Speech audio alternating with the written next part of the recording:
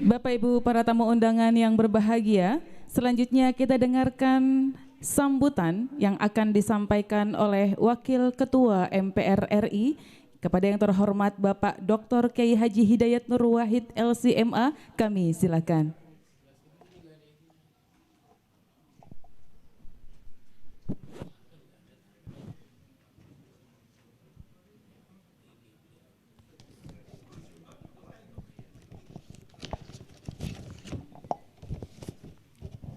Bismillahirrahmanirrahim. Assalamualaikum warahmatullahi wabarakatuh. Alhamdulillahirabbil alamin. Assalatu wassalamu ala qaidina wa qudwatina sayyidina Muhammadin asyrafil anbiya'i wal mursalin wa ala azwaji ummahatil mu'minin wa ala alihi tayyibin wa ala ashabil mardiyyin wa ala man ittaba'ahum bi ihsanin wa ridwanin ila yaumiddin. Wa qala Allah azza wa jalla fi kitabil aziz, a'udzu billahi minasyaitonir rajim, wal 'asr innal insana lafi khusr illal ladzina amanu wa amilus solihat wa tawassaw bil haqq wa tawassaw bis sabr. Wa qala Rasulullah sallallahu alaihi wasallam, idza qamatil qiyamah fi yadi ahadikum fasilah falyaghrasha. Shadaqal adzim wa sadaqa rasuluhu nabiyul karim wa nahnu ala dzalika minal mu'minin. Hadirat al mukarramin wal mukarramat, keluarga besar dari Majelis Ulama Indonesia di tingkat Jakarta maupun di tingkat Jakarta Selatan. Dalam hal ini dipimpin oleh PLT Pejuang Lillahi Ta'ala Buya Kiai Haji Resman Habibullah. Jadi kita sambung Pak Buya Kiai Haji juga. Tentu di Jakarta Selatan di bawah pimpinan Buya kita juga, Kiai kita juga, beliau Kiai Haji Nawawi Halim Hafizahullah, serta seluruh pimpinan Majelis Ulama Indonesia di Jakarta dan Jakarta Selatan semuanya saya hormati. Hadir bersama kita juga Ketua FKUB Jakarta Selatan Kiai Haji Julian Lukman Hafizahullah, dan tentu tamu-tamu kehormatan kita semuanya. Ada Bapak Presiden di Jakarta Selatan, Pak Wali Kota. Wali Kota Presiden juga Pak, karena Bapak tertinggi di Jakarta Selatan, Bapak Haji Munjirin SOS MSI, dan sebentar lagi doktor insya Allah. Karena kemarin kan sudah ujian tertutup Pak ya, tinggal ujian terbuka. Ya. Yang kita hormati juga Bapak Dandim Kota Jakarta Selatan, Bapak Kolonel ARH Redinal Dewanto, terima kasih Bapak, dan juga Bapak Kapolres Jakarta Selatan, yang dalam hal ini diwakili oleh Bapak Firman ya, terima kasih untuk kehadirannya. Dan ada sahabat kita juga dari BPKH, Bapak Dr. Insinyur Asep Juwana Jaya Prawira, terima kasih Bapak. Dan bersama kita juga ada sahabat kita Bapak Haji Madani Madali yang akan mewakili kita semuanya di DPD nanti insya Allah. Kabul. Kedok jadi. Udah tuh. Ada DPD, ada BPKH gitu ya. Dikawal oleh Pak Dan Ramil dan juga ada oleh Kapolres, sudah selesai itu soalnya. Ada saya juga gitu. Baik, terima kasih. Alhamdulillahirabbil alamin. Sekali lagi kita bersyukur pada Allah Subhanahu wa taala dan kita sampaikan tahniah jazakumullah khairan dan selamat kepada MUI Jakarta Selatan yang akan menyelenggarakan rakerdanya yang ketiga malah.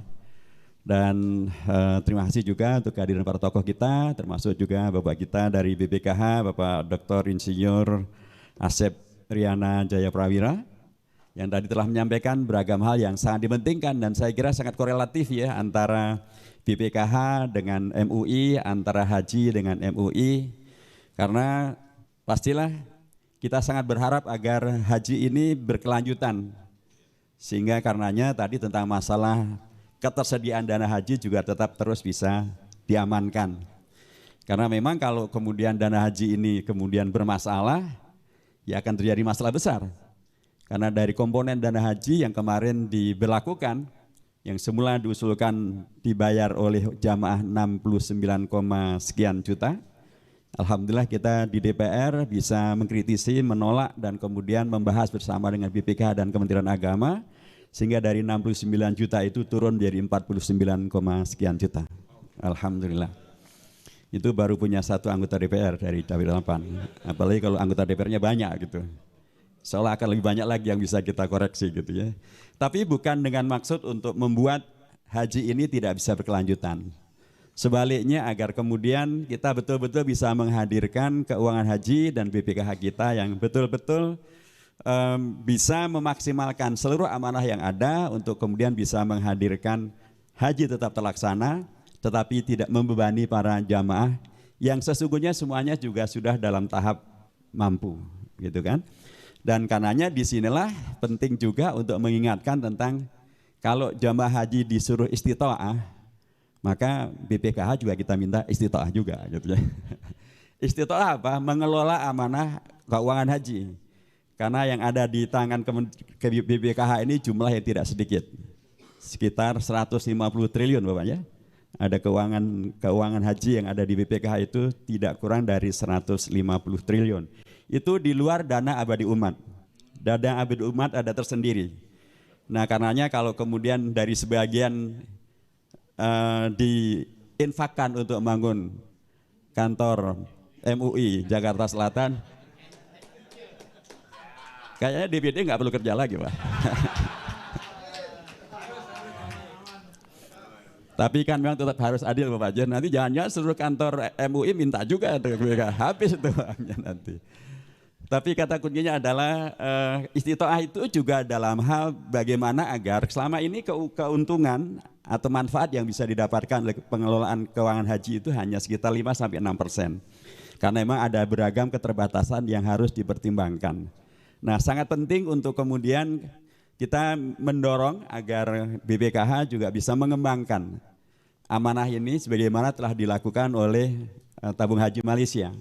Sehingga bisa menghadirkan keuntungan lebih banyak lagi, supaya dengan demikian maka akan semakin banyak lagi yang bisa dipastikan jemaah tetap bisa berangkat, manfaat tetap bisa menjadi banyak, dan umat mendapatkan manfaat daripada dana haji ini sendiri.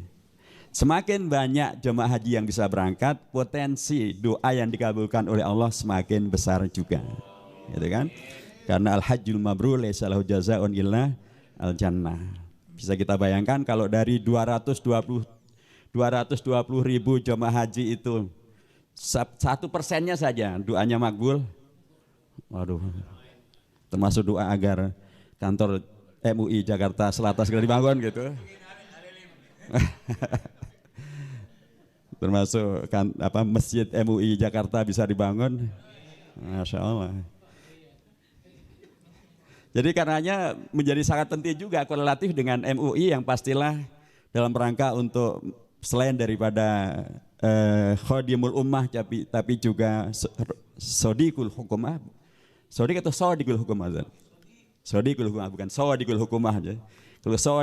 Kalau sodik itu artinya ya tukang stempel gitu. Kalau sodik itu sahabat ya, sahabatnya pemerintah. Jadi dalam rangka khidmatul ummah termasuk khidmah kepada para jamaah haji itu sangat penting untuk MUI juga berperan bagaimana agar jamaah haji ini betul-betul bisa menghadirkan haji yang mabrur dan kalau pulang hajinya terjaga kemabrurannya. Supaya dengan demikian maka hadirlah masyarakat yang betul-betul khairul ummah sehingga bisa melaksanakan prinsip amar ma'ruf nahi munkar dan menghadirkan keimanan kepada Allah. Dan tentu dalam konteks kemabruran itu akanlah kemudian para jamaah haji ini bisa menjadi ujung tombak untuk melaksanakan pemberdayaan umat, ekonomi umat, silaturahim di antara umat, ukhuwah di antara umat. Karena jamaah haji ini sudah sangat terbiasa dengan bertemu dengan umat dari seluruh dunia, sangat terbiasa dengan bertemu dengan cara beragama, berislam yang beragam-ragam. Ada yang pakai bismillah, ada yang nggak pakai bismillah, ada yang sedekap, ada yang nggak sedekap, ada yang kunut, nggak pakai kunut. Mereka sudah terbiasa dengan suasana berukhuwah itu. Nah kalau mereka pulang ke Indonesia kemudian menyebarkan suasana ukhuwah ini, tentu ini akan menjadi sangat luar biasa. Nah yang bisa mengingatkan mereka adalah para ulama kita.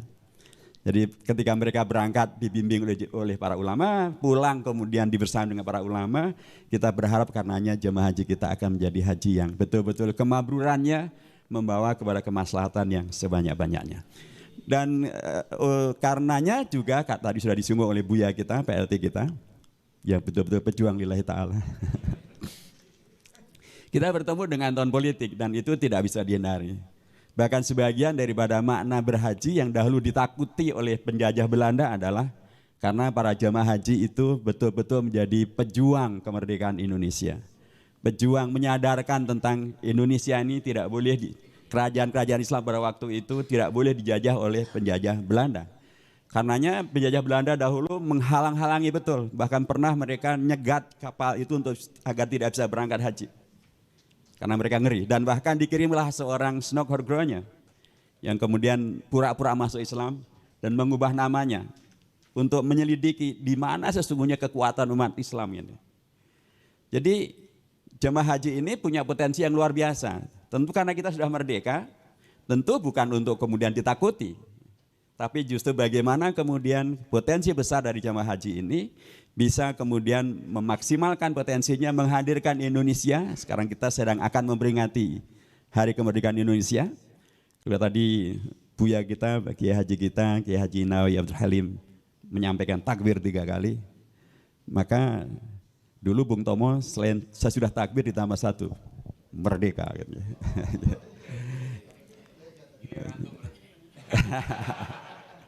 Dan itu mengapa kemudian Bung Tomo pakai Allahu Akbar, Allahu Akbar, Allahu Akbar, merdeka, karena beliau dipengaruhi oleh Kiai Haji Hasyim Asy'ari dengan resolusi jihadnya, amanat jihadnya tanggal 22 Oktober tahun 45.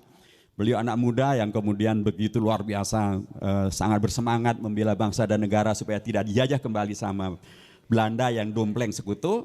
Maka beliau berpidato di tanggal 10 November dengan teriakan Allahu Akbar, Allahu Akbar, Allahu Akbar, merdeka. Gitu. Nah, kita sekarang berada di suasana di mana dengan pemilu kita dimulai sekarang ini dengan akan peringatan Hari Ulang Tahun Kemerdekaan Indonesia. Karenanya menjadi sangat penting menurut saya para ulama kita juga berperan untuk mengingatkan para umat agar mereka mensukseskan hajatan besar kita ini. Karena melalui pemilu itu, kalau kita di pesantren pasti ada kaidah tentang ar-ra'iyatu ala dini mulukihim.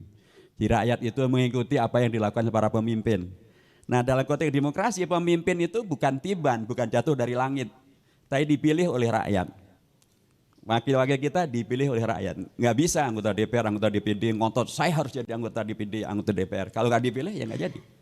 Jadi rakyatlah yang menentukan. Dan rakyat yang menentukan itu kalau di kitab-kitab kuning kita akan bertemu dengan kaidah kama takunu yuwalla alaikum. Siapa Anda, itulah yang akan Anda jadikan sebagai pemimpin.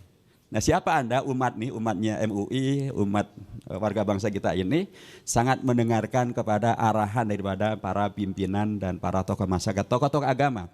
Dalam beragam survei disebutkan bahwa siapakah yang akan dirujuk oleh umat, oleh warga untuk kemudian menentukan pilihan?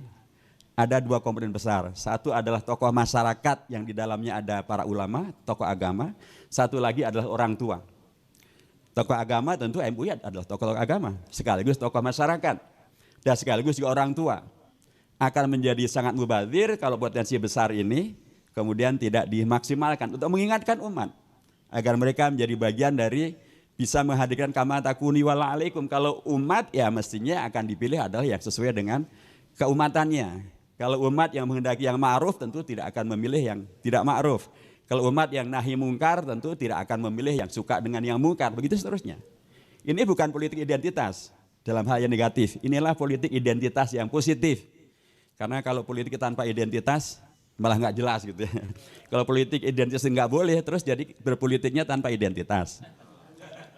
Jadi apa itu? Padahal NKRI itu juga identitas. Pancasila juga identitas. Karena nggak ada negara lain pakai Pancasila. Itulah identitas kita.